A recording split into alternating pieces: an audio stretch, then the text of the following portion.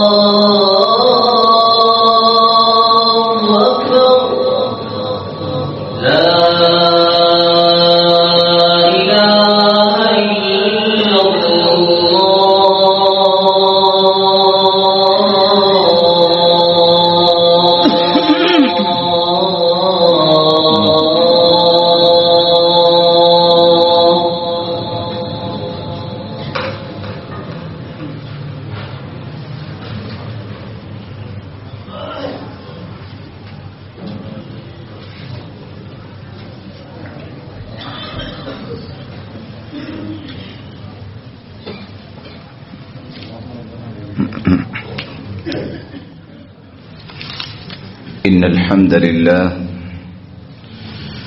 نحمده ونستعينه ونستغفره ونعوذ بالله من شرور أنفسنا وسيئات أعمالنا من يهده الله فلا مضل له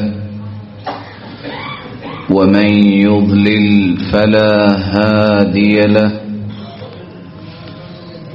وأشهد أن لا إله إلا الله وحده لا شريك له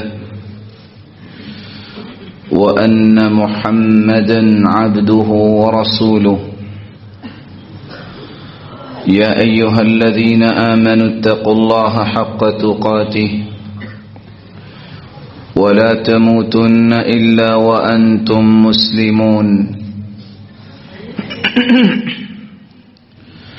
يا أيها الناس اتقوا ربكم الذي خلقكم من نفس واحدة وخلق منها زوجها وبث منهما رجالا كثيرا ونساء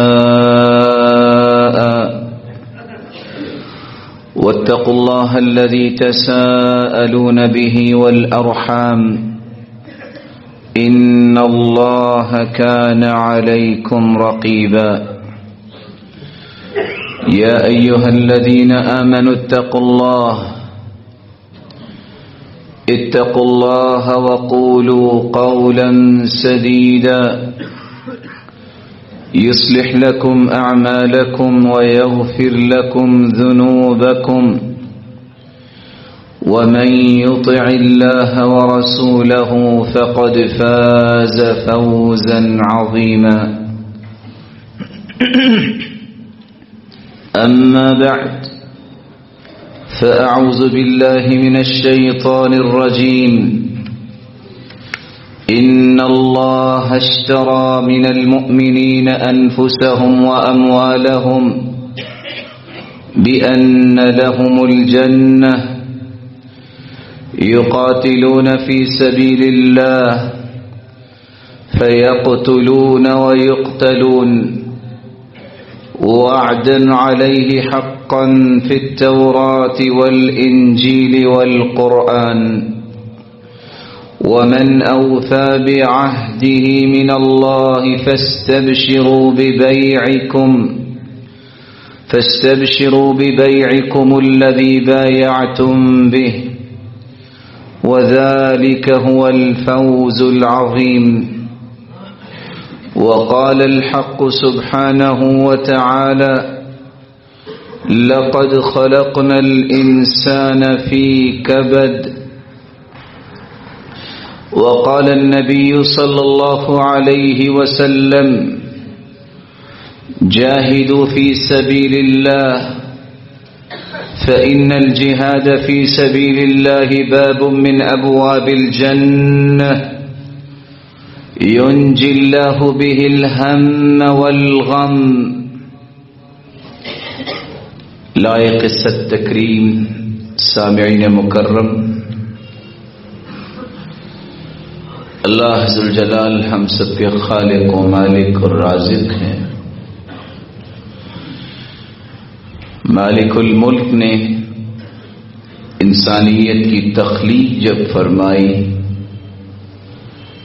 تو وہ ساری کی ساری صلاحیتیں انسان کے اندر ودیت فرمائی، غصہ بھی رکھا اور محبت بھی رکھی۔ اگر اللہ تعالی محبت انسان میں نہ رکھتے تو کوئی بھی ماں اپنے بچے کو دودھ نہ پلاتی۔ شریعت کو نازل کیا مختلف کتابوں کی شکل میں، انبیاء کے ذریعے اس محبت کو متوازن کرنے کے لیے، بیلنس کرنے کے لیے احکامات جاری کیے۔ اگر یہ محبت مردہ ہو جائے تو دنیا کے اندر سوائے چنگیزی کے کچھ نہیں رہے گا،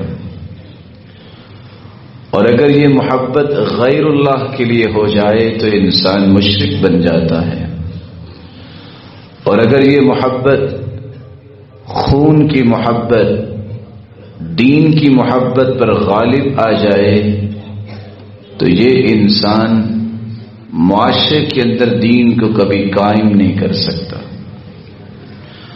اور یہی محبت اگر اتنی بڑھ جائے اور اس کا راستہ برا بن جائے، عشق کے درجے پہ پہنچ جائے تو یہ دنیا اور آخرت کی ذلت کا باعث بن جاتی ہے۔ اسی طرح غصہ بھی انسان کی طبیعت میں اللہ نے رکھا ہے، لیکن اس کو توازن دینے کے لیے قرآن کو نازل کیا۔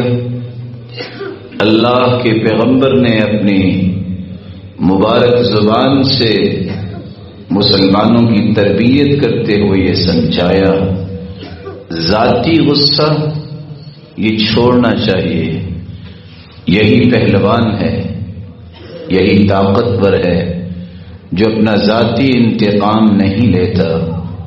اور اللہ کے لیے غصہ کرنا، جب محرمات کو کوئی کراس کر رہا ہے، اللہ کی حدوں کو پامال کر رہا ہے، تو وہاں غصہ کرنا یہ عین ایمان ہے۔ یہ اللہ کے رسول نے بھی کیا، صحابہ کرام نے بھی کیا، اور اگر یہ غصہ نہ ہوتا تو 86 جنگیں جو رسول اللہ صلی اللہ علیہ وسلم نے لڑائی ہیں، ان جنگوں میں کوئی صحابی شریک نہ ہوتا۔ اور اس سے پہلے بھی اللہ ذو جلال کے پیغمبروں نے کفر کے سامنے کھڑے ہو کے یہ بات ثابت کی کہ زمین بھی اللہ کی ہے تو نظام بھی اللہ کا چلے گا۔ اگر اس غصے کے ہونے کے باوجود جہاں غصہ کرنا چاہیے، اللہ ذو جلال، اس کے پیغمبر، اس کی کلام قرآن مجید اور اس کے اصول و ضوابط کو توڑنے پر اگر غصہ نہیں آتا، یہ مداہنت، یہ صوفیت امت کے لیے ایک مہلک بیماری ہے، اور اسی سے بزدلی پیدا ہوتی ہے، اور بزدل قوم کبھی بھی ترقی کے منازل طے نہیں کرتی۔ یہی وجہ ہے کہ اسلام کے اندر سب سے زیادہ نقصان دو لوگوں نے کیا، جنہوں نے اپنے غصے اور محبت میں شرعی اصولوں کی پابندی نہیں کی، غصے میں بھی بے لگام، محبت میں بھی بے لگام۔ اور دوسرا، ان لوگوں نے اسلام کا سب سے زیادہ نقصان کیا، اسلام کا نام لینے کے باوجود، جنہوں نے خون کو مقدم کیا اور دین کو مقدم نہیں کیا۔ ان کی ذاتی رائے، ان کی ذاتی مصلحت یا دل میں چھپی ہوئی بزدلی، اس نے امت کو ان شرمندگیوں کے دبیز پردوں تلے لے گئی کہ آج امت کے اندر وہ لوگ نظر ہی نہیں آتے جو حق گوئی کرنے کو اپنا ترہ امتیاز سمجھے۔ حق بات کرنا احترام سے، اخلاق سے، نرمی سے، یہ صحابہ کرام کا طریقہ کار تھا۔ حق گوئی سے لڑائی مراد نہیں، لیکن حق کے مقام پر بزدلی دکھا جانا اور حق کو چھپا دینا، ذاتی مصلحتوں اور اغراض کا شکار کر بیٹھنا، یہ وہ پسپائی ہے جو شیطان کی طرف سے ہوتی ہے۔ جس پر شیطان کا تسلط ہوتا ہے اس پر ہمیشہ ایسی ہی بزدلی چھائی رہتی ہے۔ ایک ہی قصہ جو میری اور آپ کی آنکھوں کو کھول سکتا ہے، سعد رضی اللہ تعالی عنہ، جس کی ماں نے کہا تھا، بیٹا دین چھوڑ دو وگرنہ میں بھوک ہڑتال کروں گی، مر جاؤں گی، اور تم گزرو گے، لوگ تمہیں کہیں گے یا قاتل امہ، او ماں کے قاتل، تمہیں فیعیرونک، عار دلائیں گے، تجھے تانے دیں گے۔ بیٹے نے کہا تھا، ماں دین نہیں چھوڑ سکتا، جو چاہتی ہوں کرنے کو تیار ہوں، دین نہیں چھوڑ سکتا۔ کہا نہ چھوڑو، میرا فیصلہ آپ کے سامنے ہے۔ ایسا ہی ہوا، ماں نے کھانا چھوڑ دیا۔ سعد رضی اللہ تعالی عنہ وارضاہ، یہ صبر کے پہاڑ، ماں سے بڑھ کے کوئی نعمت نہیں، اور یہ زندگی میں ایک مرتبہ ہی ملتی ہے۔ اللہ ذوالجلال نے اپنے پیغمبر کے ذریعے یہ امت کو پیغام دیا ہے، دنیا میں اگر انسان کا سب سے بڑا محسن ہے وہ ماں ہے، جب وہ اللہ ذوالجلال کے احکامات کی روشنی میں تربیت کرنے والی ہو۔ اللہ ذوالجلال جس کی والدہ محترمہ سلامت ہے، بقید حیات ان کو صحت و عافیت سے نوازے، اور جو دنیا سے جا چکی رب تعالی کروٹ کروٹ ان کو سکون نصیب فرمائے۔ سعد اٹھے اور کہنے لگے یا امہ یا امہ، او میری پیاری ماں، لو ان لك 100 نفس تخرج امامی نفسا نفسا، او میری ماں، ایک جان اللہ نے تمہیں عطا کی ہے، اگر 100 جانیں بھی اللہ تمہیں عطا کر دے، ایک ایک کر کے 100 کی 100 جانیں میرے سامنے اللہ کے پاس واپس چلی جائیں، یہ ساری جانیں نکل جائیں، میں دین کو نہیں چھوڑ سکتا۔ یہ ہے وہ مقام جس کی طرف انبیاء نے تربیت دی، جہاں اللہ کے دین کے معاملے میں، جہاں اللہ ذوالجلال کی شریعت کے معاملے میں کوئی بات ہو بزدلی نہیں، وہاں اپنے آپ کو محبت کے اس درجے پہ مت لاؤ جس سے رب کی ناراضگی ہوتی ہے، مت لاؤ جس سے قیامت کو حساب دینا پڑے۔ اس وقت پھر جرت کے ساتھ فیصلے کیا کرتے ہیں جیسا کہ صحابہ کرام نے کیا۔ اللہ ذو الجلال کا فرمان ہے لَقَدْ خَلَقْنَا الْإِنسَانَ فِي كَبَدٍ، انسان کو ہم نے مشقت میں پیدا کیا ہے، مشقت جس کا اجر ہو، مشقت جو باعث ثواب بنے، مشقت جس سے جسم توانا رہے، مشقت جس سے دشمن بھی دیکھے کہ یہ میری طرف آنے والے ہیں، مشقت جس سے دشمن بھی تھرائے، ایسی مشقت جس سے حلال روزی گھر میں آئے، ایسی مشقت جس سے مسلمانوں کی خیر خواہی ہو، ایسی مشقت جس سے ہمدردی کی راہیں آسان ہو جائیں، اس مشقت میں اللہ نے پیدا کیا ہے۔ جو اس مشقت میں پڑتا نہیں کبھی بھی وہ اخروی مشقتوں سے بچے گا نہیں۔ اس کو زندگی میں نماز بھی پڑھنی ہے، روزہ بھی رکھنا ہے، حج بھی کرنا ہے، نوافل بھی پڑھنے ہیں، مسلمانوں کی خیر خواہی بھی کرنی ہے، ہمدردی کے لیے قدم بھی بڑھانا ہے، سبقت کے میدانوں میں سب سے آگے نظر بھی آنا ہے۔ کہیں اسلام کو، کہیں ایمان کو، کہیں مسلمانوں کو، کہیں مومنوں کو اس کی ضرورت پڑے تو سب سے آگے صف اول میں یہ نظر آئے میں تیار ہوں کسی کی خیر خواہی کرنے کے لیے، کسی کی ہمدردی کرنے کے لیے، کسی کے سر پہ ہاتھ رکھنے کے لیے، اور کسی کی دوائی اور کسی کے دارو بننے کے لیے میں تیار ہوں۔ یہ مشقت انسان کی طبیعت میں اللہ نے رکھی ہے۔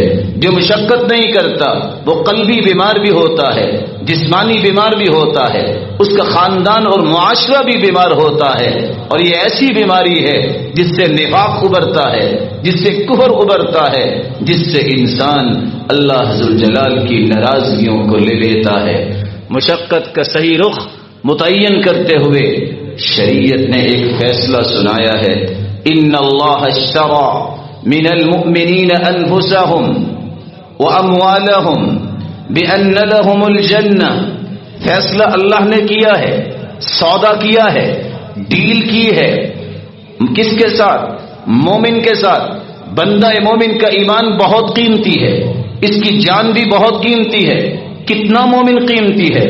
اللہ کے رسول کا فرمان ہے لو ان اہل السماوات والارضین اشترکوا فی دم واحد لأکبہم اللہ فی النار، ساتوں آسمان، ساتوں زمینیں، 14 کے 14 طبق اگر اکٹھے ہو جائیں ایک مومن کے قتل میں، کوشش کرے اس کو قتل کرے، مشورہ کرے، بیٹھیں، 14 کی 14 طبق اکٹھے تو نہیں ہو سکتے، لیکن رب کا فیصلہ سنیے پیغمبر کی زبان سے، 14 کے 14 طبق اگر ایک مومن کے قتل میں شریک ہوں، قیامت کا دن ہوگا، میں ساتوں آسمانوں کے ٹریلینز فرشتے، ساتوں زمینوں کی مخلوقات، سب کو ہی میں قیامت کے دن الٹا جہنم رسید کر دوں گا۔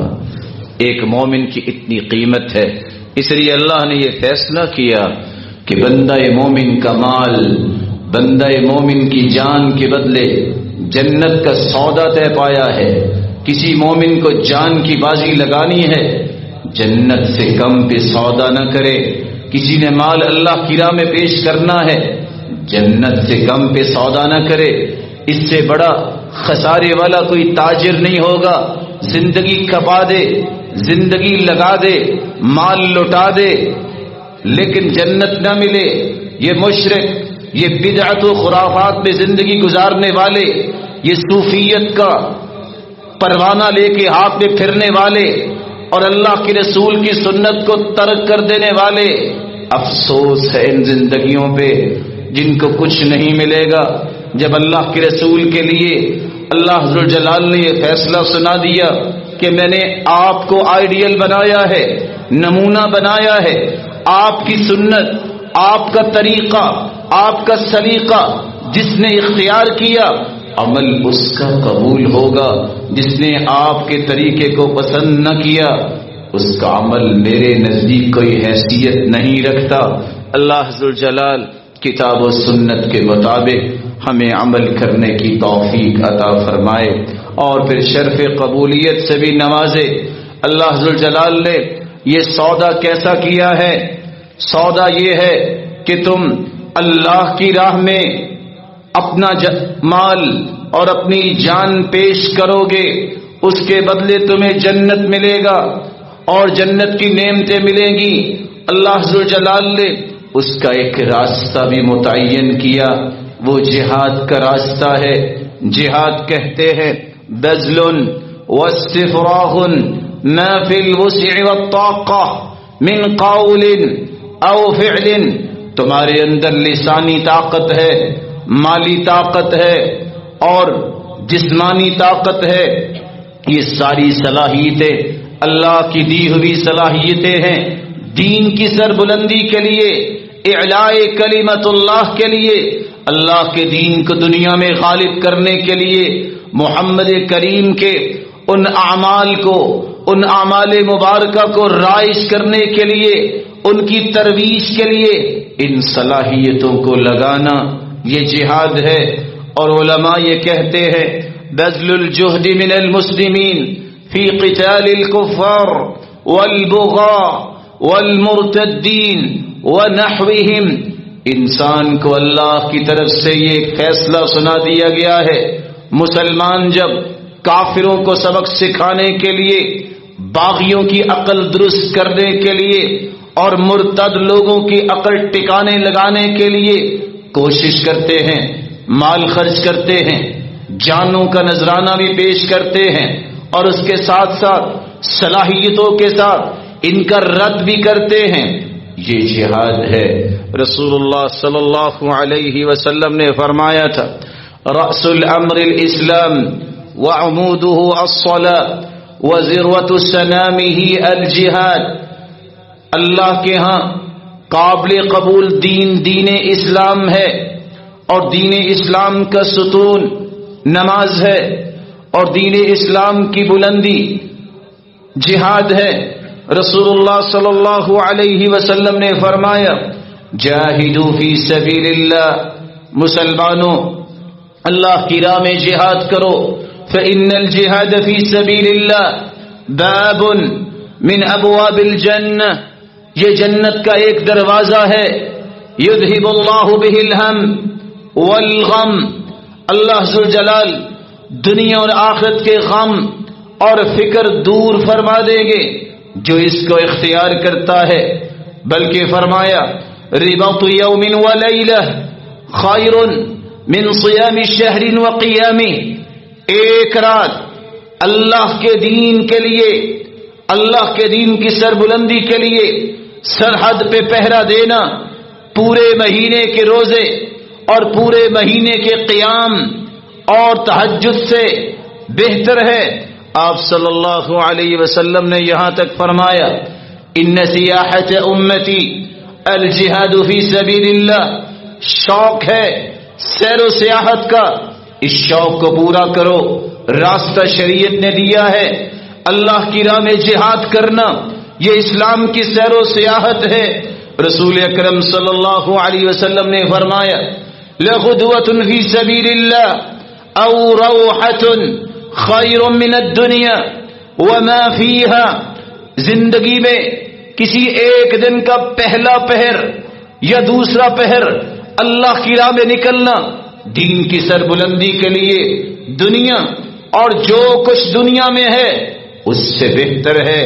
آپ صلی اللہ علیہ وآلہ وسلم نے یہاں تک فرمایا موقف ساعہ فی سبیل اللہ خیر من قیام لیلۃ القدر عند الحجر الاسود، ایک گھڑی اللہ کی راہ میں دین کی سربلندی کے لیے، رب کی رضا کے لیے، اعلاء کلمت اللہ کے لیے کہ اللہ کا نام بلند ہو، دین کی سربلندی ہو، اس کے لیے ایک گھڑی اللہ کی راہ میں گزارنا اور کھڑے ہونا، پہرا دینا، یہ تو لیلۃ القدر میں ہجر اسود کے سامنے کھڑے ہو کر عبادت کرنے سے بھی افضل ہے۔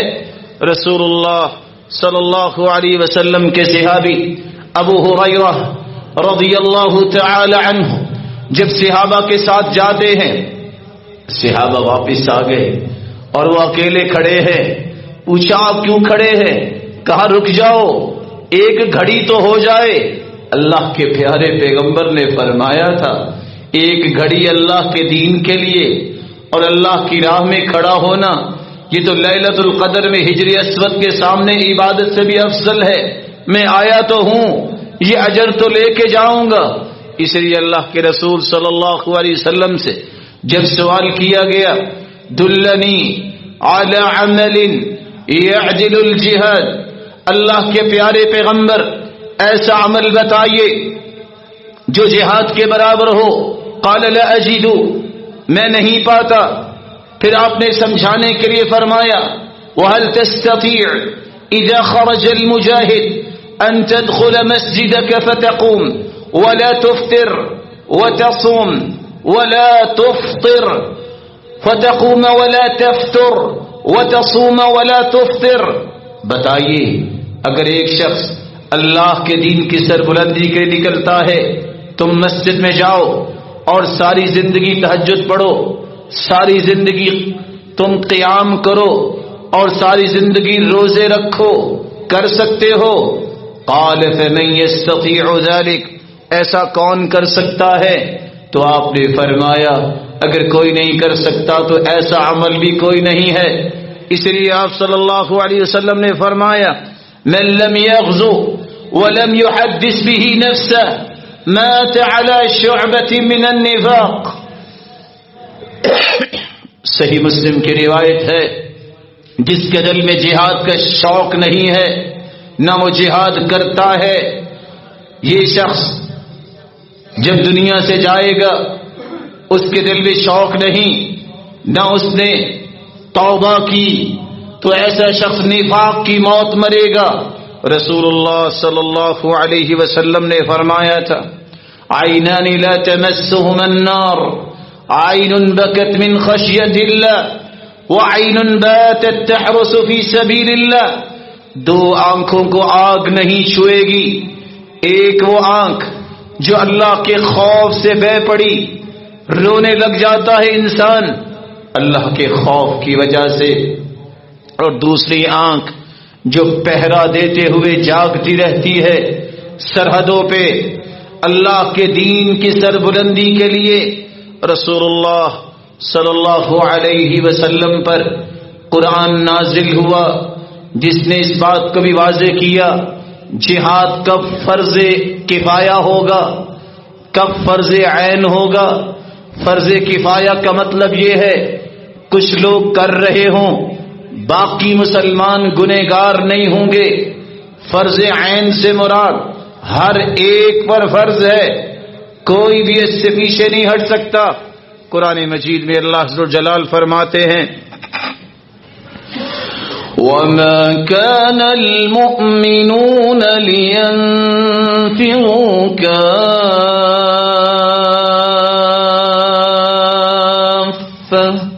فَلَوْلَا نَفَرَ مِنْ كُلِّ فِرْقَةٍ مِّنْهُمْ طَائِفَةٌ لِيَتَفَقَّهُوا فِي الدِّينِ وَلِيُنذِرُوا قَوْمَهُمْ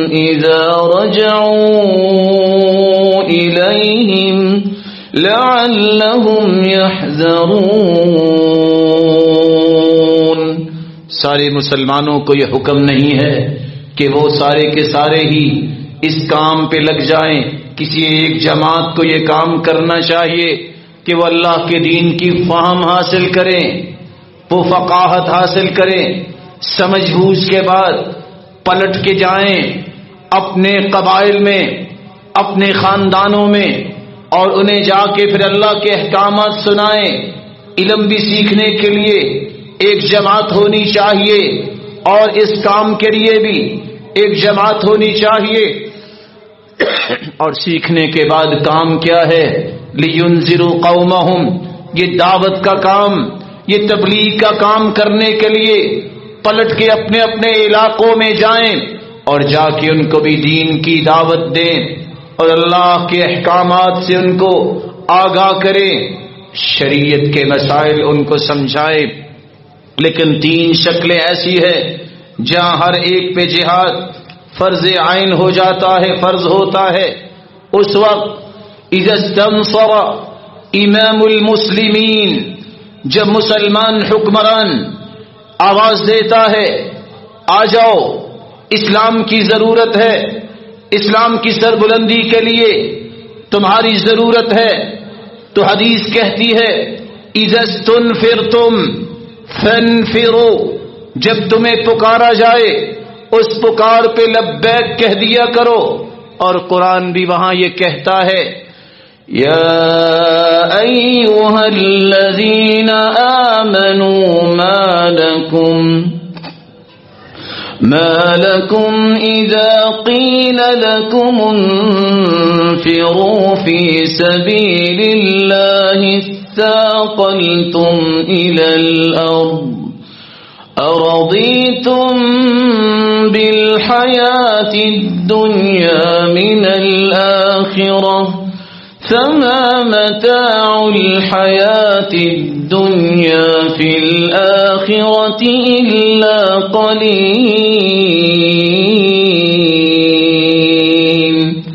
ایمان کا دعویٰ کرنے والوں، جب تمہیں کہا جاتا ہے کہ زمین میں اللہ ذوالجلال کے دین کو غالب کرنے کے لیے نکلو، پھر تم بیٹھ کیوں جاتے ہو؟ تم دنیا سے راضی ہو جاتے ہو، اور آخرت کے مقابلے میں دنیا کی تو کوئی بھی حقیقت نہیں. آپ صلی اللہ علیہ وسلم نے اس لیے فرمایا تھا اذا تبايعتم بالعینہ واخذتم اذناب البقر ورضيتم بالزرع وتركتم الجهاد سلط اللہ علیکم ذلا لا ينزعه حتى ترجعوا الى دینکم.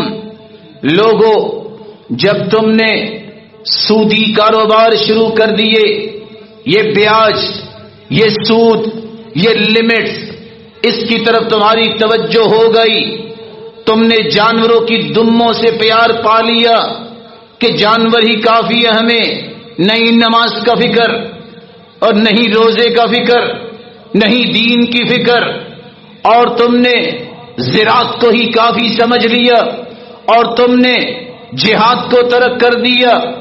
سلط اللہ علیکم ذلا. اس سود کی وجہ سے اور دین کو چھوڑ کر یہ بقیہ کام اختیار کرنے کی وجہ سے اللہ ذوالجلال تم پہ ذلت و رسوائی کو ڈال دیں گے.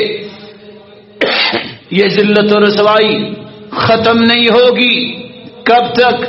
حتی ترجعوا الی دینکم، جب تک تم دین کی طرف نہیں پلٹ کے آتے. دین کیا ہے؟ سود کو چھوڑیے، یہ اللہ سے جنگ ہے، یہ اس کے رسول سے جنگ ہے.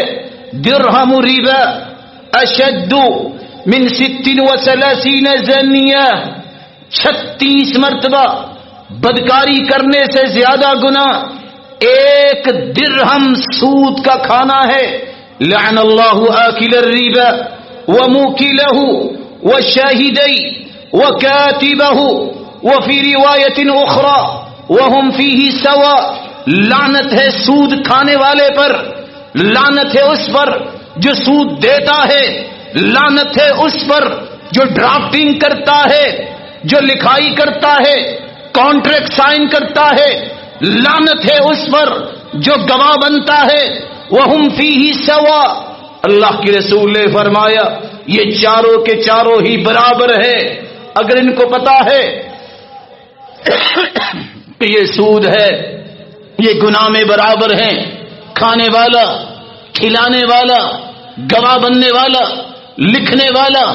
اس لیے اللہ کے رسول نے فرمایا تھا الربا 72 حوبا وفی روایت بابا. 72 دروازے ہیں سود کے، 72 گناہ ہیں سود کے.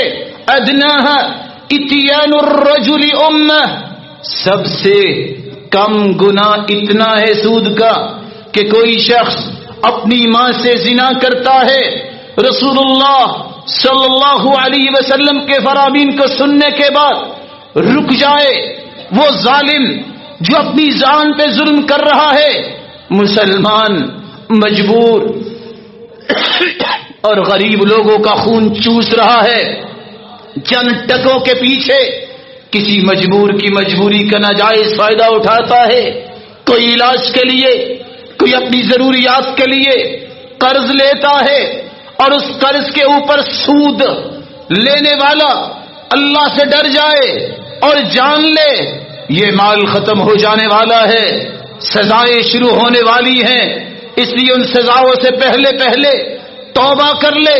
بڑا آسان طریقہ ہے، وضو کرے، 2 رکعتیں پڑھے، ہاتھ اٹھا کے کہہ دے اے اللہ میں بھول گیا، میں آئندہ یہ کام نہیں کروں گا. اللہ گناہوں کو معاف کر دیں گے. بلکہ خوشی سے قرض دیا کرو، کسی کی مدد کیا کرو. صدقے کا اجر 10 گنے ہے. حدیث کہتی ہے قرض دو گے ضرورت مند کو تو 18 گنے ملے گا. قرض واپس کرنے والا اگر وقت پہ واپس نہیں کر سکا، ہر گزرنے والا دن جتنا قرض تم نے دیا ہے اتنا ہی تمہارے نام اعمال میں صدقہ لکھا جانا شروع ہو جائے گا. قرض دیا کرو رب کی رضا کے لیے، کسی کو اپنا غلام بنانے کے لیے نہیں، کسی کا خون چوسنے کے لیے نہیں. رسول اللہ صلی اللہ علیہ وسلم پر قرآن کی دوسری آیت نازل ہوئی. جہاد اس وقت بھی فرض عین ہوتا ہے جب کافر مسلمانوں کی سرحدوں پہ چڑھ دوڑے، اس کو اپنی طاقت پہ زعم ہو، پھر مسلمان رب پہ توکل کرتے ہوئے اس کو سبق سکھانے کے لیے ہر ایک کو کمر بستہ ہونا ہوتا ہے. قرآن مجید میں اللہ فرماتے ہیں یا ایھا الذین آمنوا قاتلوا الذین یلونکم من الکفار ولیجدوا فیکم غلظہ. وہ لوگ مسلمانوں جن کا ایمان کا دعویٰ ہے، اگر کافر تمہاری سرحدوں پہ چڑھ آئے اور تمہیں اور تمہارے دین کو نیست و نابود کرنے کی خواہشیں، یہ ناکام تمنائیں لے کے آئے ہیں، تو ان کی تمناؤں کو پورا کرو، ان کو جہنم رسید کرو. وَلْيَجِدُوا فِيكُمْ غِلظَةً. وہاں پھر نرمی نہیں ہونی چاہیے، سختی کا برتاؤ کرو. سمجھ میں آئے الاسلام یعلو ولا یعلى علیہ. اسلام ہمیشہ بلند رہا ہے اور ہمیشہ بلند رہے گا. اسلام پہ تانے آتے ہیں تو مسلمانوں کی بے عملی کی وجہ سے. اس لیے اسلام کی سربلندی پہ کوئی سودا نہیں ہونا چاہیے. اور تیسرا وہ موقع جہاں ہر ایک پہ جہاد فرض ہو جاتا ہے، جب صفیں بن جائیں، ایک طرف مسلمان ہیں دوسری طرف کافر ہیں، وہاں کسی کو بھاگنے کی اجازت نہیں. اذا لقیتم الذین کفروا زحفا فلا تولوهم الادبار. جب صفوں میں کھڑے ہو جاؤ تو پھر وہاں بزدلی نہ دکھاؤ، وہاں سے دوڑنا نہیں، یہ مسلمان کی شان نہیں. ومن یولہم یومئذ دبرہ الا متحرفا لقتال او متحیزا الى فئہ فقد باء بغضب من اللہ.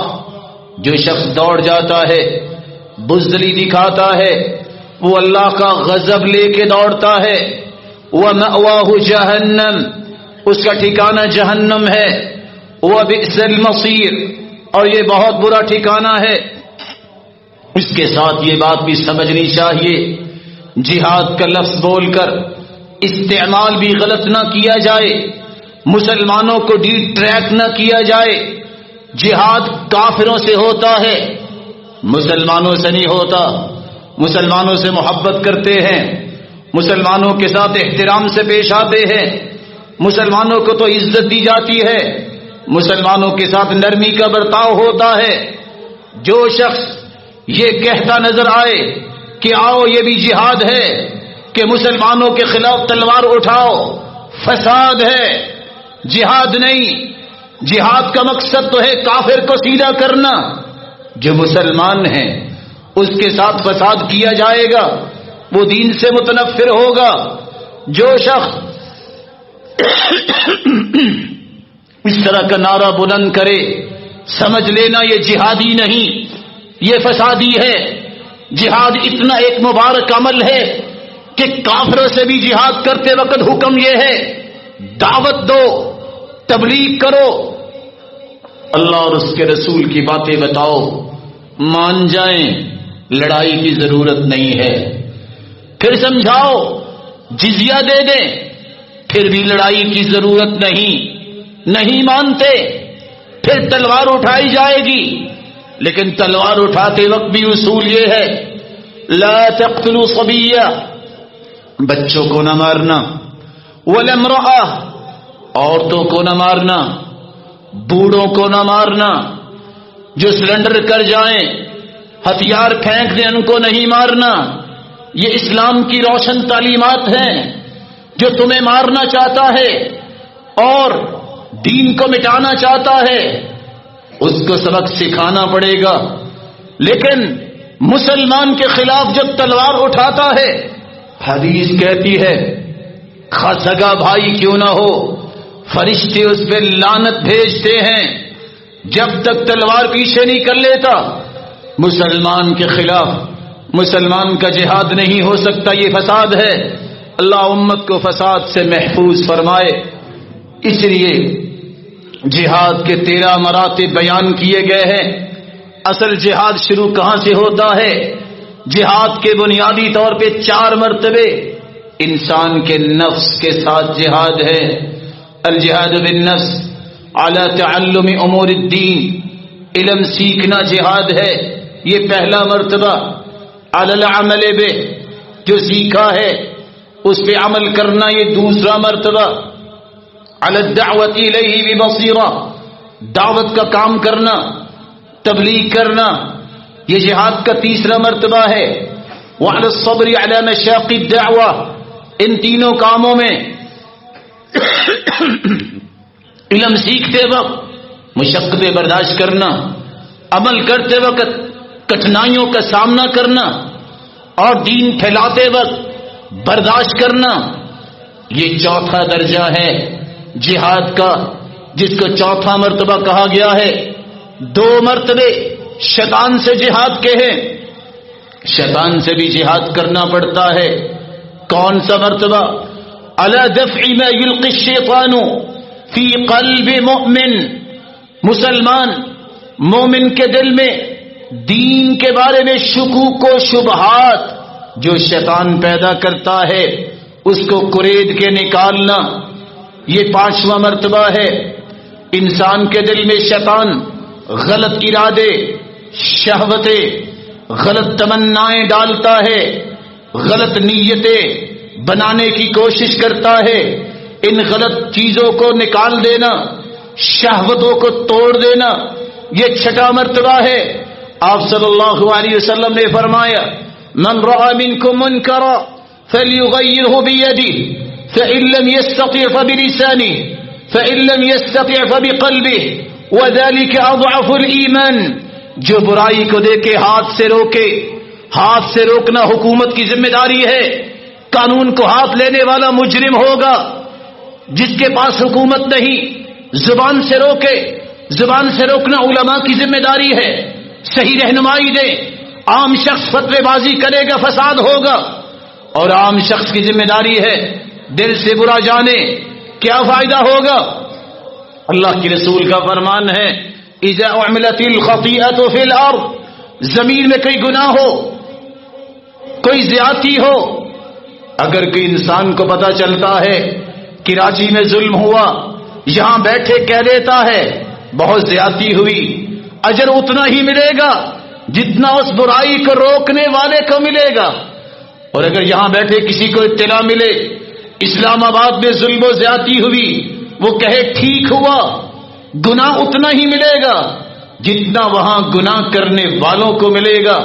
یہ 3 درجے ان لوگوں کے خلاف ہیں جو منافق ہوتے ہیں، ظالم ہوتے ہیں، بدعات اور منکرات کو پھیلانے والے ہیں، رہے کفار اور وہ عقیدے کے منافق، مرتد اور باغی، ان کے لیے 4 درجے حدیث نے طے کیے ہیں۔ جاہد المشرکین بألسنتکم، دلائل سے، آرگومنٹ سے ان کے ساتھ جہاد کرو، قرآن کے دلائل، حدیث سے دلائل، عقلی دلائل، تاریخی واقعات ان کو بتایا جائے۔ تم عہد کا خیال نہیں کر رہے، تم عہد و پیمان کو توڑ رہے ہو، زبان سے جہاد کرنا، وَأَنفُسَكُمْ، اپنے نفسوں سے جہاد کرنا، وَأَمْوَالِكُمْ، اپنے مالوں کو خرچ کرنا، وَأَيْدِيكُمْ، اور اپنے ہاتھوں سے جہاد کرنا۔ 13واں مرتبہ یہ اسلام نے بیان کیا ہے کہ کافر کے خلاف پھر یہ سارے مرتبے جب طے ہو جاتے ہیں پھر اس کو سبق سکھانے کے لیے تلوار کو بھی اٹھایا جاتا ہے۔ اور اللہ کے رسول صلی اللہ علیہ وآلہ وسلم نے 13 کے 13 مرتبے کا جہاد کر کے دکھایا، صحابہ کو بھی سکھلایا۔ مقاصد کیا ہے؟ مقصد صرف وہی اللہ کے ہاں قبول ہوگا جس کا قرآن و حدیث میں تذکرہ ہے۔ اللہ کے دین کو سر بلند کرنے کے لیے جہاد کیا جاتا ہے۔ وَقَاتِلُهُمْ حَتَّى لَا تَكُونَ فِتْنَةٌ وَيَكُونَ الدِّينُ لِلَّهِ، اس وقت تک قتال کرو، جہاد کرو جب تک سارا دین واضح نہیں ہو جاتا، دین کا غلبہ نہیں ہو جاتا۔ صحابی اللہ کے رسول کے پاس آئے، سوال کرتے ہیں یا رسول اللہ الرجل یقاتل للمغنم، ایک آدمی صرف غنیمت کے لیے لڑتا ہے، والرجل یقاتل لیرا مکانہ، دوسرا اس لیے لڑتا ہے کہ اس کی شان بلند ہو جائے، لوگ دیکھیں کیا کمال کا مجاہد ہے، والرجل یقاتل لیذکر، تیسرا اس لیے لڑتا ہے کہ اس کے تذکرے عام ہو جائے۔ فمن فی سبیل اللہ، اللہ کے پیارے پیغمبر ان تینوں میں کون ہے اللہ کی راہ میں لڑنے والا؟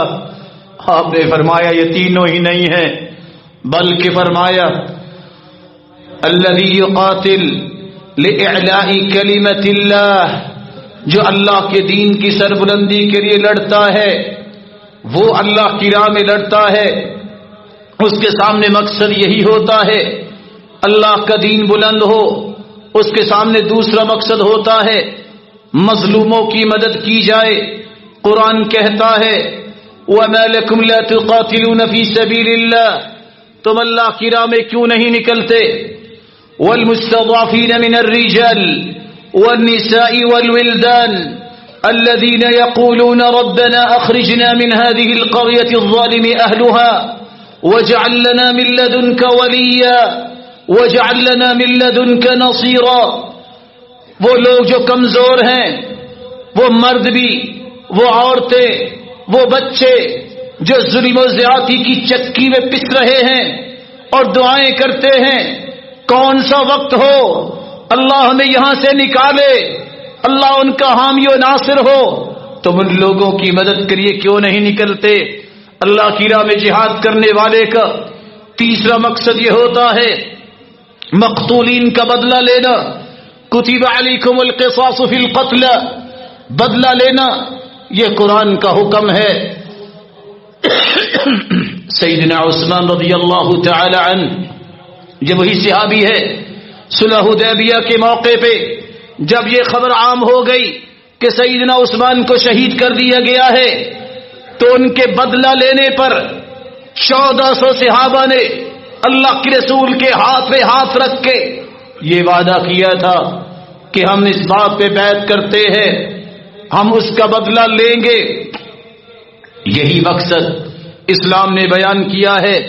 حارث بن عمیر ازدی کو رسول اللہ صلی اللہ علیہ وسلم نے بصرہ کے حاکم کی طرف بھیجا، لیکن شرحبیل بن عمرو غسانی جو قیصر کی طرف سے بلقا شام کا گورنر تھا، اس نے شہید کروا دیا۔ آپ نے زید بن حارثہ کو 3000 کا لشکر دے کر بھیجا، کس لیے؟ اس صحابی کا بدلہ لینے کے لیے۔ چوتھا مقصد، کوئی معاہدہ توڑتا ہے کافر، اس کے معاہدے توڑنے کی وجہ سے اسے یہ سبق سکھانا ہوگا، اس لیے بھی جہاد کیا جاتا ہے۔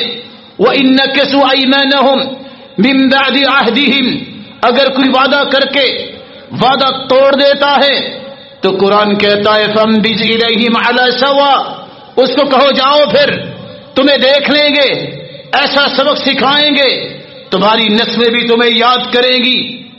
صلح حدیبیہ یہ ایک وعدہ تھا، ایک میثاق تھا، اس کو توڑا بنو قینقاع نے، بنو نضیر نے۔ اللہ کے رسول نے دونوں کو جلا وطن کیا، اور جنگ موتا جو 30,000 مسلمان اس میدان میں نکلے تھے، اور کس طرح 2 لاکھ کے مقابلے میں نکلے، اس جنگ کا بھی یہی مقصد تھا۔ 5واں مقصد، دفاع کرنا مسلمانوں کا، مسلمانی سرحدوں کا، یہ بھی ایک جہاد کا مقصد ہے۔ وَقَاتِلُوا فِي سَبِيلِ اللَّهِ الَّذِينَ يُقَاتِلُونَكُمْ وَلَا تَعْتَدُوا، زیادتی نہ کرنا، جو تم سے لڑائی کرتا ہے دفاع تو تمہیں کرنا ہی پڑے گا۔ 6واں مقصد، اگر مسلمانوں کے علاقے کافروں نے قبضے میں لے رکھے ہیں، اس قبضے کو چھڑانا، یہ بھی ایک مقصد ہے۔ وَاقْتُلُوهُمْ حَيْثُ ثَقِفْتُمُوهُمْ وَأَخْرِجُوهُمْ مِنْ حَيْثُ أَخْرَجُوكُمْ، لڑائی کرو، نکالو ان کو جہاں سے انہوں نے تم کو نکالا ہے۔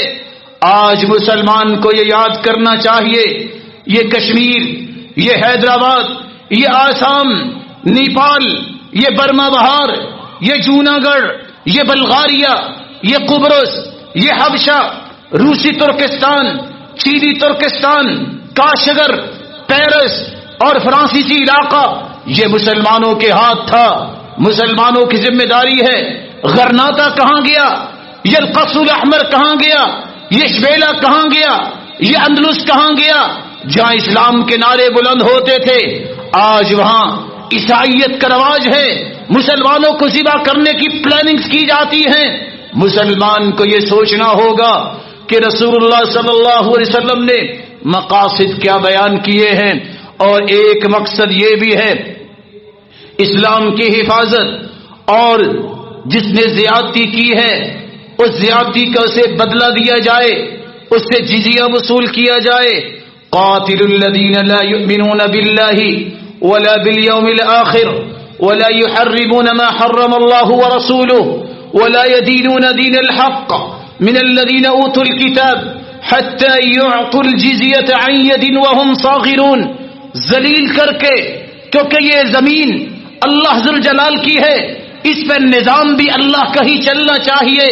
جو اس نظام کے سامنے دیوار حائل کرتا ہے وہ نظام کو قبول نہیں کرتا، اس کو حق بھی نہیں ہے کہ وہ پھر اس طرح غرائے، اسے مسلمانوں کے تابع ہونا چاہیے۔ اللہ ذوالجلال جہاں جہاں مسلمان ہیں امت اسلامیہ کی حفاظت فرمائے، اور انہیں اس کے مقاصد اور جہاد کی صحیح فہم کی توفیق دے، وہ فساد سے بچ کے اصل جہاد کو سمجھیں، اصولوں کو سمجھیں، ضوابط کو سمجھیں، اور اپنی زندگیوں کو ان کے لیے تیار کریں۔ وآخر دعوانا الحمد للہ رب العالمین۔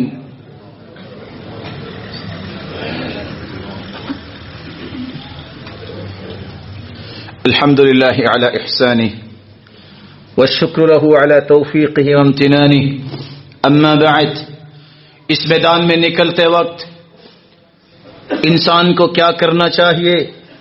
سب سے پہلے یہ بات سمجھیے اللہ کے رسول کے فرامین کو جہاد اگر قتال کے معنی میں لیا جائے اس سے پہلے بھی آپ اجر لے سکتے ہیں. کن کن اعمال کے ذریعے جہاد کا اجر مل سکتا ہے؟ پہلا عمل حدیث میں آتا ہے من جاء فی مسجدی ھذا، جو مسجد میں آئے باوضو ہو کر لا یرید الا ان یتعلم خیرا او یعلمہ، گھر سے نکلے وضو کر کے نکلے مسجد میں آئے ارادہ یہ کرے خیر کی بات سیکھنی ہے یا سکھانی ہے، فہو بمنزلۃ المجاہد، اجر اس کو اتنا ہی ملے گا جتنا مجاہد کو ملتا ہے. دوسرا طریقہ عبداللہ بن عباس سے علی الازدی نے پوچھا تھا جہاد کیا ہے؟ عبداللہ بن عباس نے فرمایا تھا سنو میں تمہیں اس سے بہتر بات نہ بتاؤں. کہا بتاؤ؟ کہا تم مسجد میں آ جاؤ، تجیء مسجدک، مسجد میں آ جاؤ، وتتعلم القرآن والفقہ او السنہ، مسجد میں آ کے قرآن سیکھو، دین کی سمجھ حاصل کرو، سنت کا علم حاصل کرو. جہاد ہے اس سے بہتر ہے. اس لیے ابو ہریرہ کہا کرتے تھے رضی اللہ عنہ لأن اتعلم بابا من العلم، ایک باب علم کا سیکھنا، فاعلمه مسلما، پھر میں کسی مسلمان کو سکھا دوں، احب الی من 70 غزوہ فی سبیل اللہ، 70 غزوات سے مجھے زیادہ پیارا ہے. اس لیے حسن بصری کہا کرتے تھے لأن اعلم باب من العلم فاعلمه مسلما، مجھے کوئی سکھا دے ایک باب من امر دینی جس سے مجھے دین کی سمجھ آ جائے، پھر یہ باب میں کسی کو سکھا دوں، یہ مجھے زیادہ پیارا لگتا ہے. ان تکون لی الدنیا کلها فی سبیل اللہ، کہ میں ساری دنیا کا مالک بن جاؤں پھر ساری دنیا کو اللہ کی راہ میں صدقہ کر دوں. اس سے بہتر یہ علم کا ایک باب ہے. براء ابن عازب رضی اللہ تعالی عنہ فرمایا کرتے تھے من رأى ان العدو الى العلم ليس بجهاد فقد نقص عقله ورأيه، جو شخص یہ کہتا ہے علم سیکھنا جہاد نہیں، اس کی عقل بھی ناقص، اس کا علم اور رائے بھی ناقص. تو تیسرا طریقہ اللہ ذوالجلال کے پیغمبر نے فرمایا میرے صحابہ الا انبئکم بخیر اعمالکم، میں تمہیں نہ بتاؤں بہترین عمل کے بارے میں، وارفعها درجاتکم، جس سے تمہارے درجات بہتر ہو جائیں، وازکاها عند ملیککم، تمہارے رب کے پاس بہت پاکیزہ ہے، وخیر من انفاق الذهب والورق، سونے اور چاندی کے صدقہ کرنے سے بھی بہتر ہے، وخیر من ان تلقوا عدوکم فتضربوا اعناقهم ويضربوا اعناقكم، تم جہاد کے میدان میں اترو، تمہیں وہ شہید کر دے، تم انہیں قتل کر دو. ان 5 چیزوں سے بہتر چیز نہ بتاؤں؟ صحابہ نے پوچھا اللہ کے رسول وہ کون سی ہے؟ قال ذکر اللہ، اللہ کا ذکر وہ ان سے بہتر ہے. آپ صلی اللہ علیہ وسلم نے فرمایا چوتھا عمل السعی علی الارملہ والمسکین کالمجاہد فی سبیل اللہ، مسکینوں کا خیال کرنے والا، ان کے لیے کوشش کرنے والا، بیوگان، ایسی عورتیں جن کے خامد فوت ہو گئے، اولاد کی تربیت ذمہ داری ان کے کندھوں پہ آن پڑی، ان کی مدد کرنا، ان کے لیے کوشش کرنا جہاد کے برابر ہے. قرآن کہتا ہے وجاہدہم بہ جہادا کبیرا، قرآن کی تعلیم دینا، دعوت، تبلیغ، اس مشن کو پروان چڑھانا جہاد ہے. اور حکم یہ ہے وجاہدہم بہ جہادا کبیرا، بڑا جہاد ہے ہی یہ کہ تم مسلمانوں کو اللہ کے قریب کرو اور کافروں کو اسلام کی طرف لاؤ، جو نہ آئے اسے سبق سکھاؤ. رسول اللہ صلی اللہ علیہ وسلم نے یہ بات بھی سمجھا دی کہ اگر کوئی شخص میدان کارزار میں اترنا چاہتا ہے اس کے لیے ضابطے رسول کیا ہیں، کیسے اللہ کی مدد آئے گی. سب سے پہلے ایمان کو مضبوط کیجئے. کیا ملے گا؟ انا لننصر رسولنا والذین آمنوا فی الحیات الدنیا، ہم نے یہ وعدہ کیا ہے ہم رسولوں کی مدد کریں گے اور ان لوگوں کی بھی مدد کریں گے جو ایمان میں پختہ ہے۔ میدان میں اترنے سے پہلے اپنے ایمان کا جائزہ لیجئے، فرائض کی پابندی، توحید پہ پابندی اور اپنے ایمان کو مضبوط کیجئے۔ وَكَانَ حَقًّا عَلَيْنَا نَصْرُ الْمُؤْمِنِينَ، اللہ فرماتے ہیں ہم نے حق رکھا ہے ہم مومنوں کی مدد کریں گے۔ دوسرا اصول اخلاص کے لیے، رب کی رضا کے لیے اس میدان میں قدم رکھیے۔ والذین جاہدوا فینا، جو ہماری غرض سے ہماری خوشنودی کے لیے نکلتا ہے، لنہدینہم سبلنا، اس کو ہم راہ راست پہ رکھتے ہیں، اس کے عمل کو قبول کرتے ہیں۔ ولا تکونوا کالذین خرجوا من دیارہم بطرا ورئاء الناس، ان لوگوں کی طرح نہ نکلنا جو تکبر کرتے ہوئے، ریاکاری کرتے ہوئے نکلتے ہیں، بلکہ رب کی رضا کے لیے نکلنا۔ اللہ تمہاری مدد کریں گے۔ تیسرا اصول جہاد کے میدان میں اترتے وقت پھر بھی اصولوں کا خیال رکھنا، اللہ کی اطاعت، اس کے رسول کی اطاعت کرنا، زیادتی نہ کرنا، بچوں کو نہ مارنا، عورتوں کو نہ مارنا، اور اسی طرح جانوروں کو ہلاک نہ کرنا، بوڑھوں کو نہ مارنا، اصول و ضابطے یہ کبھی نہ پیچھے کرنا۔ چوتھا طریقہ جس سے اللہ کی مدد آئے گی، اللہ ذوالجلال کی مدد ہے تو اس پہ توکل کرنے سے، اِنْصُرْكُمُ اللَّهُ فَلَا غَالِبَ لَكُمْ، اگر اللہ تمہاری مدد کرے گا کوئی غالب نہیں آ سکتا۔ وَإِنْ يَخْذُلْكُمْ، اور یاد رکھنا اگر اللہ نے تمہاری مدد چھوڑ دی پھر دنیا کی کوئی طاقت تمہاری مدد نہیں کر سکے گی۔ اللہ کے رسول نے فرمایا تھا لو انکم توکلون علی اللہ حق توکلی لرزقتم کما ترزق الطیر تغدو خماصا وتروح بطانا، اگر تم اللہ پہ توکل کرنے لگ جاؤ جس طرح حق ہے تو جس طرح پرندہ خالی پیٹ نہ کسی فیکٹری میں جاتا ہے، نہ کوئی شاپ ہے، نہ کوئی بزنس ہے، پیٹ بھر کے واپس آتا ہے، کوئی گنجائش نہیں ہوتی، اللہ تمہیں اسی طرح عطائیں کریں گے۔ وَمَن يَتَوَكَّلْ عَلَى اللَّهِ فَهُوَ حَسْبُهُ، جو اللہ پہ توکل کرتا ہے اللہ اسے کافی ہو جاتا ہے۔ پانچواں طریقہ جس سے اللہ نصرت اور مدد کرتے ہیں، کامیابی دیتے ہیں، الاجتماع وعدم النزاع، ذاتی جھگڑوں کو چھوڑ دو، تعصبات، عصبیت، لسانی، صوبائی، خاندانی، تنظیمی، تحریکی، ساری عصبیتوں کو چھوڑ کر صرف اللہ کے دین کا سر بلند کرنے کے لیے اکٹھے ہو جاؤ۔ واعتصموا بحبل اللہ جمیعا ولا تفرقوا، اللہ کی رسی کو مضبوطی سے تھام لو اور تفرقے بازی سے باز آ جاؤ۔ فإن تنازعتم في شيء فردوه إلى الله والرسول، اگر کوئی تنازع ہو جائے اس کا حل قرآن سے ڈھونڈو، شریعت سے ڈھونڈو، اللہ کے رسول کی طرف لوٹاؤ۔ وما اختلفتم فيه من شيء فحكمه إلى الله، جس چیز میں اختلاف ہو جائے فیصلہ قرآن کا قبول کرو، اور یاد رکھنا اگر تم اکٹھے نہ ہوئے فإن تنازعتم، اگر تم نے جھگڑا کیا فتفشلوا وتذهب ريحكم، تمہاری قوت بکھر جائے گی، تمہاری ہوا اڑ جائے گی اور تم دشمن کو زیر کرنے کی بجائے ان کے پاؤں تلے روندے جاؤ گے۔ چھٹا طریقہ جس سے تمہیں اللہ کی مدد ملے گی، اللہ ذوالجلال کے ہاں کتنے بڑے انعامات ہیں، ان انعامات کو حاصل کرنے کے لیے اپنے آپ کو قلعے میں بند کیجئے، دیواروں کا قلعہ نہیں، نکلنا میدان میں ہی ہوگا جب ضرورت پڑے گی۔ اصل قلعہ کیا ہے؟ اپنے گناہوں سے توبہ کر لو، اللہ تمہیں اپنے مضبوط رحمت میں لے آئیں گے۔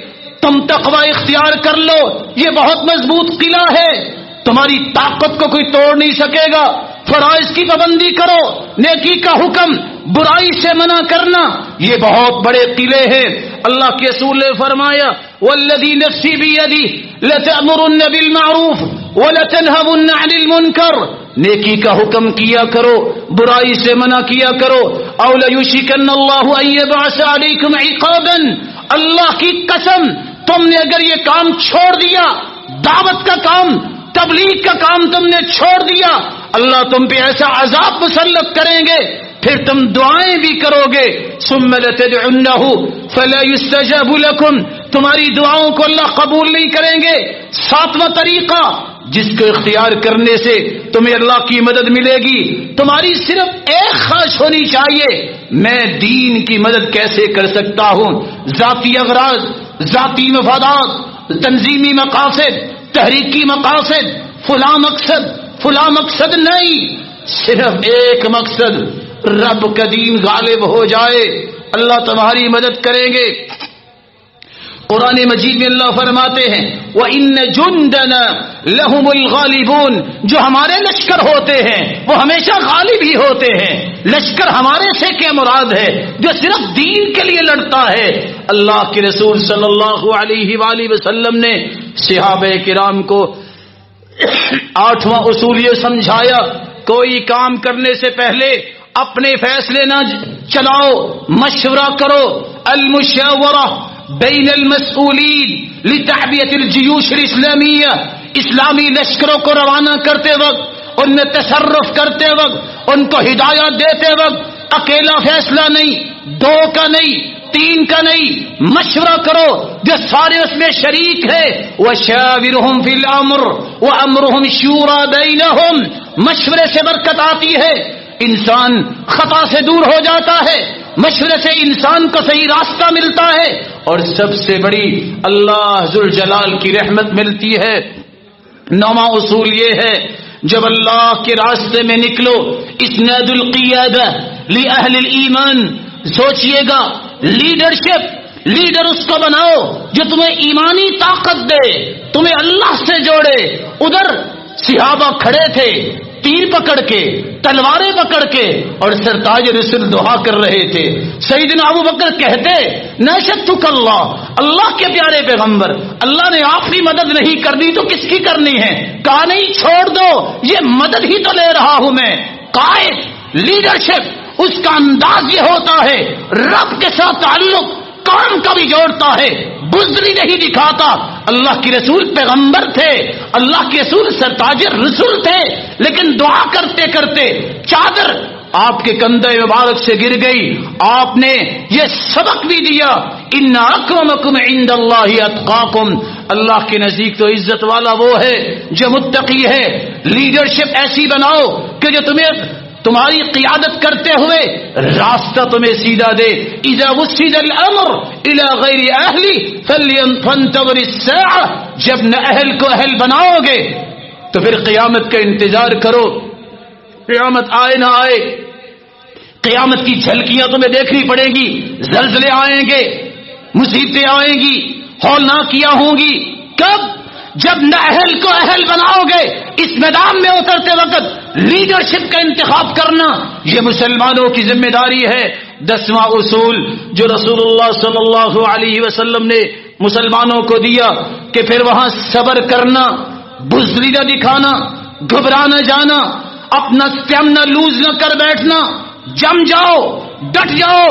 قرآن کہتا ہے اصبروا وصابروا ورابطوا واتقوا اللہ لعلکم تفلحون، صبر کرو، ڈٹے رہو، اور لوگوں کو بھی صبر کی تلقین کرو، اس کو بھی کہو مضبوط رہنا، کچھ نہیں ہوگا، تمہارا رب تمہارے ساتھ ہے۔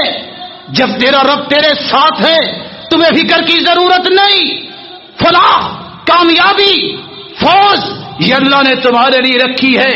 11واں اصول ہے جب تم اس میدان میں اترو تو ایک بات ذہن میں رکھیے گا، جو دنیا چھوڑ کے جانے والے ہو، اللہ کے پاس وہ کچھ ہے جو تم نے کبھی سوچا نہیں، تم نے کبھی دیکھا نہیں، جس کے بارے میں تم نے کبھی اپنے کانوں سے سنا نہیں۔ عمیر بن حمام رضی اللہ تعالی عنہ جب وہ جہاد کے میدان میں تھے، کھجوریں نکالی، ایک کھجور کھانے کے بعد آواز آئی قوموا الی جنت عرضها السماوات والارض، اٹھو مسلمانوں اس جنت کی طرف، عرضها السماوات والارض، جنت کی آواز سنی۔ عمیر بن حمام کو کھجوریں کھانا بھول گئی، کھجور پیچھے کر کے کہتے ہیں بقیہ کھجوریں اب جنت میں جا کے کھائیں گے۔ یاد رکھنا یہ چند لمحات کی زندگی چھوڑ کے جا رہے ہو، ٹریلین سالوں کی زندگی، اور اس کی عیش اور نعمتیں اللہ تمہارے کھاتے میں لکھ دیں گے۔ اللہ کے رسول صلی اللہ علیہ وسلم کے صحابی انس بن نضر جب احد کے دن لڑائی کر رہے تھے تو کیا کہنے لگے؟ واہن لریح الجنہ، ساتھیوں پیچھے ہٹ جاؤ، مجھے جنت کی خوشبو آ رہی ہے، اور گئے اللہ کی راہ میں شہید ہو گئے۔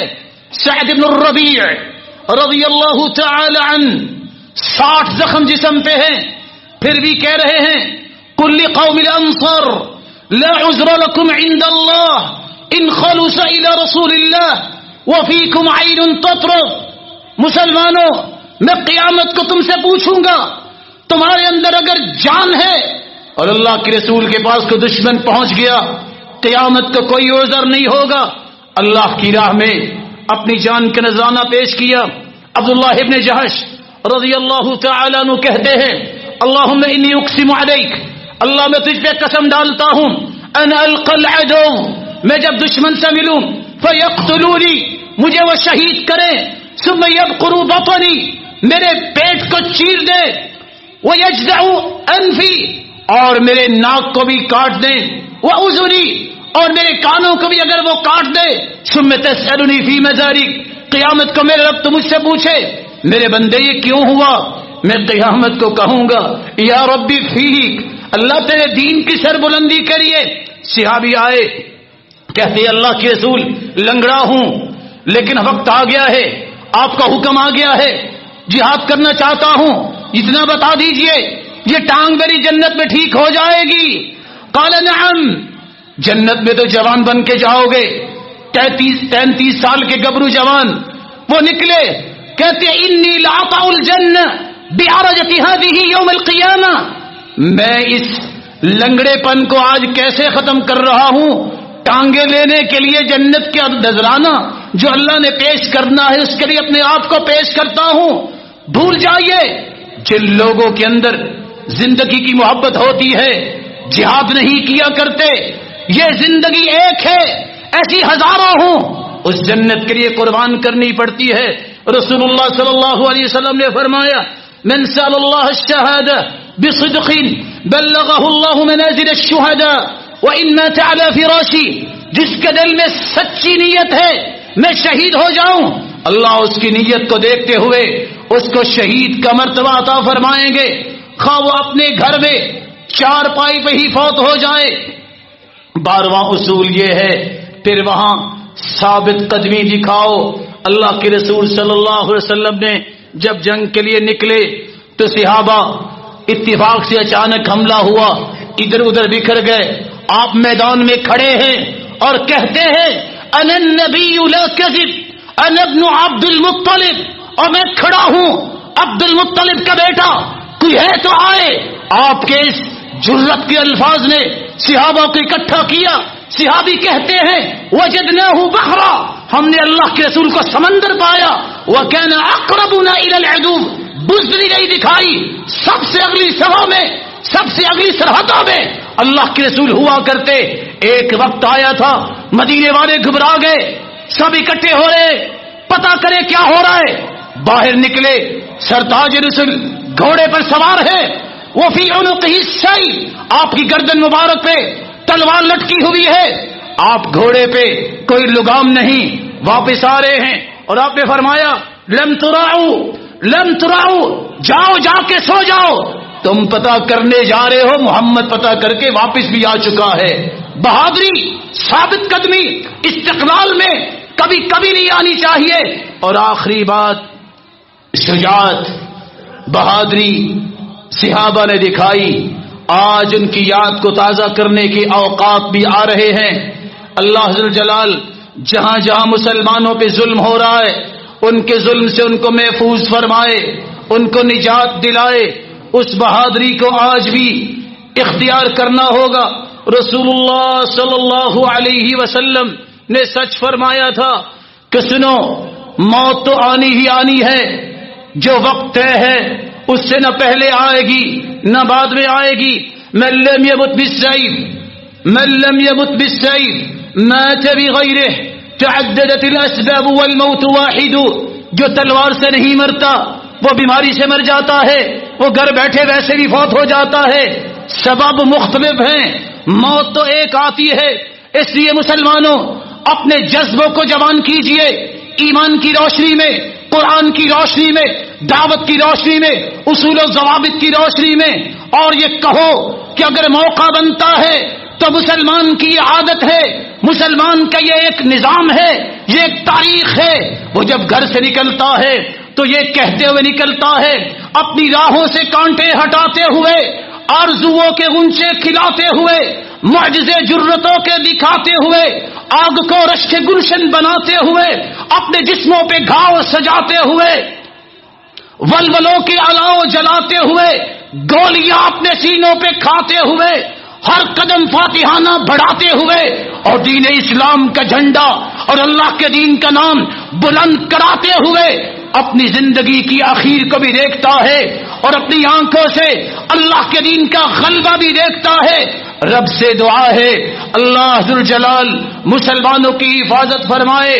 حکم نبوی ہے لا تتمنوا لقاء العدو، مسلمانوں دشمن کی ملاقات کی تمنا نہ کرو، خود نہ کہو کہ آؤ ہم لڑتے ہیں، کیونکہ مسلمان امن کو چاہتا ہے، سلامتی کو چاہتا ہے، فساد نہیں چاہتا۔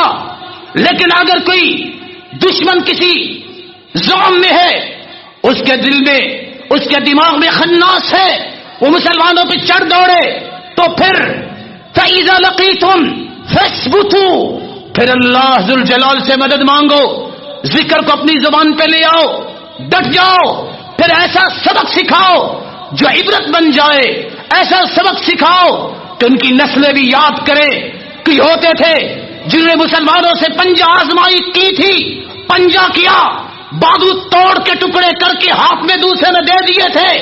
یہ سمجھ بھی آنا چاہیے پھر کافر کو، مسلمان سے بڑا بہادر روئے زمین پر کوئی نہیں ہے۔ اللہ ذوالجلال مسلمانوں کی مدد فرمائے اور مسلمانوں کی حفاظت فرمائے، اس وطن عزیز کی بھی حفاظت فرمائے، ہماری افواج کی حفاظت فرمائے، اور ہر مسلمان کی ذمہ داری ہے ایسے موقع پہ فوج کے شانہ بشانہ قدم بقدم کھڑے ہونا چاہیے، تاکہ پتہ چلے چٹانوں پہ سجدے دینے والے، چٹانوں پہ سجدے کرنے والے رب کی رضا کے لیے اگر ان پہ کوئی وقت آئے، ہر مسلمان اس کے ساتھ تیار ہے۔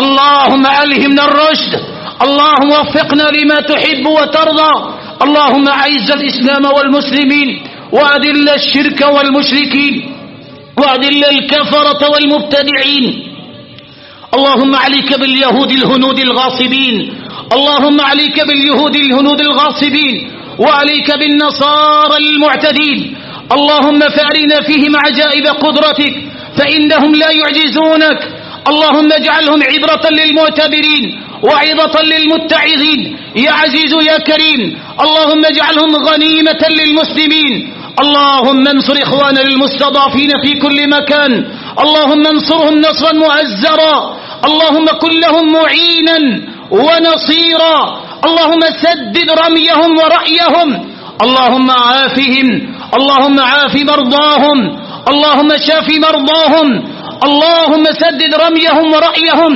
اللهم انصر إخواننا البواصل، جنودنا البواصل يا ذا الجلال والإكرام، ربنا آتنا في الدنيا حسنة وفي الآخرة حسنة وقنا عذاب النار، وصل اللهم وسلم وبارك وأكرم وأنعم على نبينا محمد وعلى آله وصحبه أجمعين برحمتك يا أرحم الراحمين۔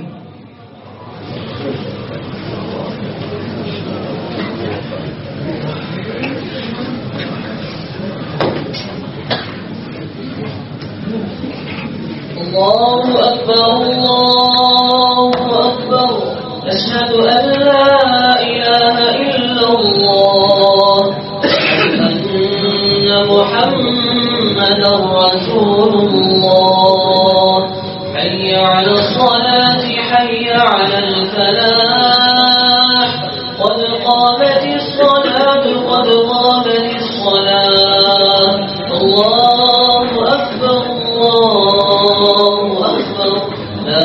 إله إلا الله.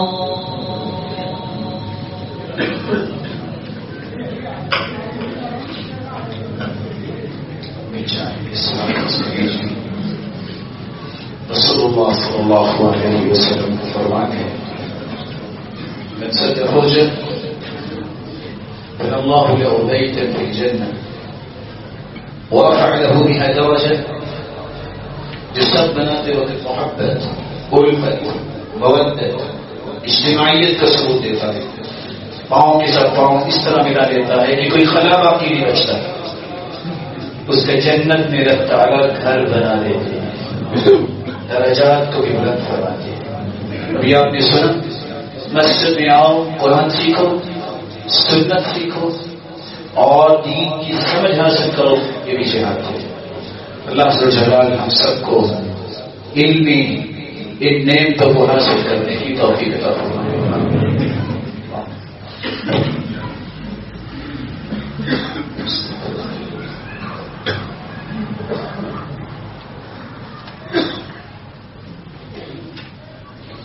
اللہ اکبر.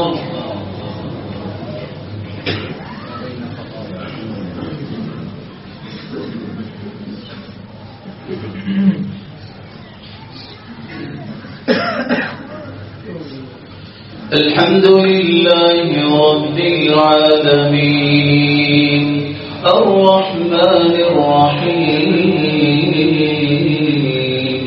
مالك يوم الدين إياك نعبد وإياك نستعين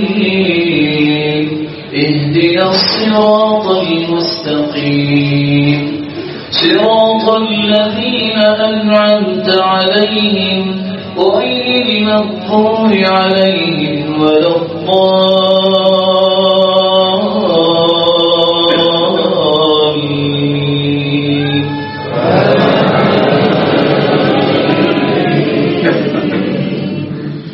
سبح اسم ربك الأعلى الذي خلق فسوى والذي قدر فهدى والذي أخرج المرعى فجعله غثاء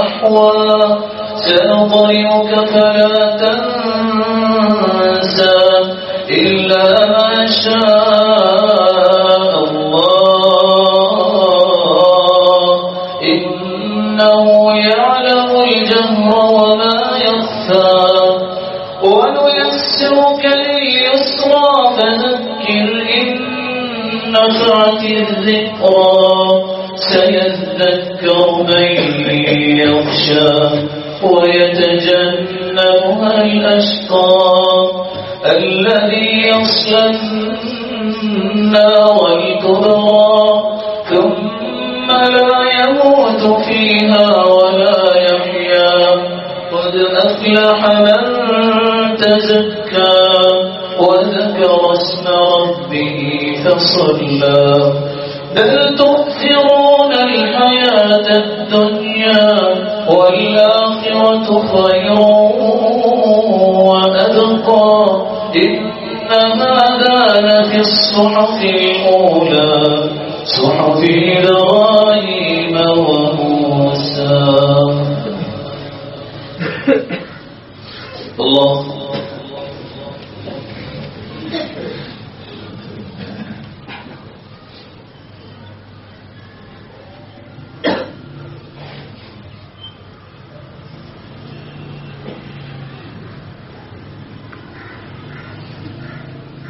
سمع الله لمن حمده.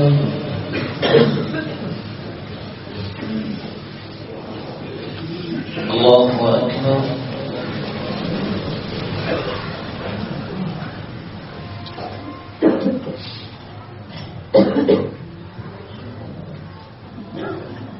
الله أكبر.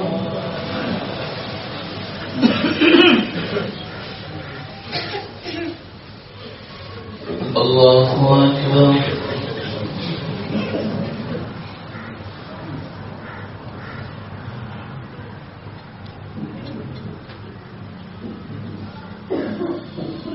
الله أكبر.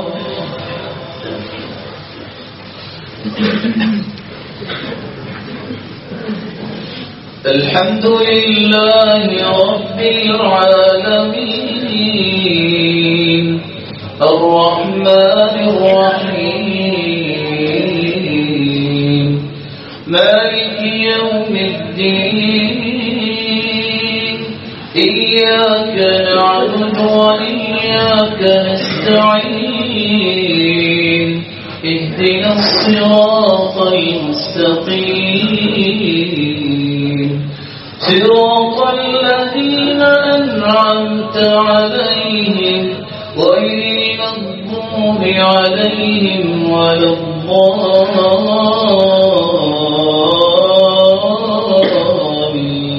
الضالين.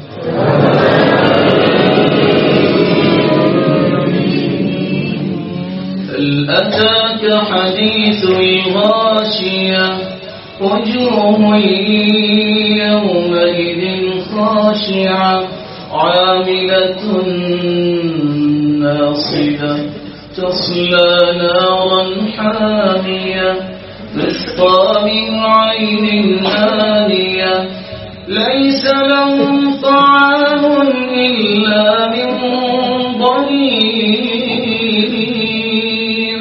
لا يسمن ولا يغني من جوع وجوه يومئذ ناعمة لسعيها راضية في جنة عالية لا تسمع فيها لاغية فيها عين جارية فيها سرر مرفوعة وأكواب موضوعة ونمارق مصفوفة وزرابي مبثوثة أفلا ينظرون إلى الإبل كيف خلقت وإلى السماء كيف رفعت وإلى الجبال كيف نصبت وإلى الأرض كيف سطحت فذكر إنما أنت مذكر لست عليهم بمسيطر إلا من تولى وكفر فيعذبه الله العذاب الأكبر إن إلينا إيابهم ثم إن علينا حسابهم. الله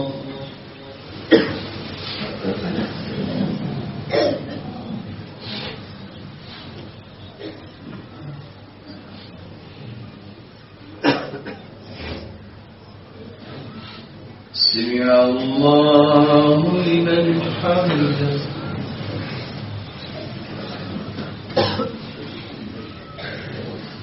الله أكبر.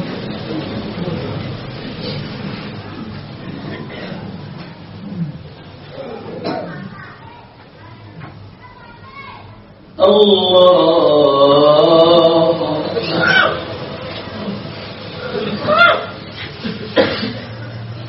الله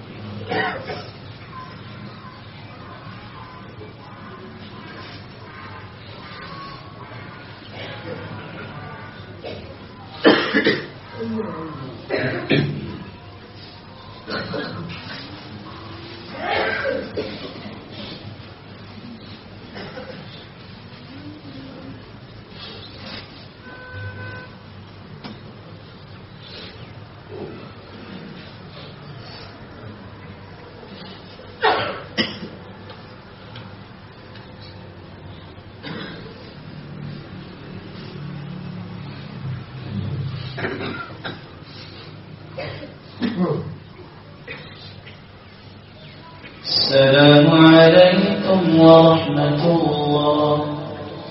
السلام عليكم ورحمة الله.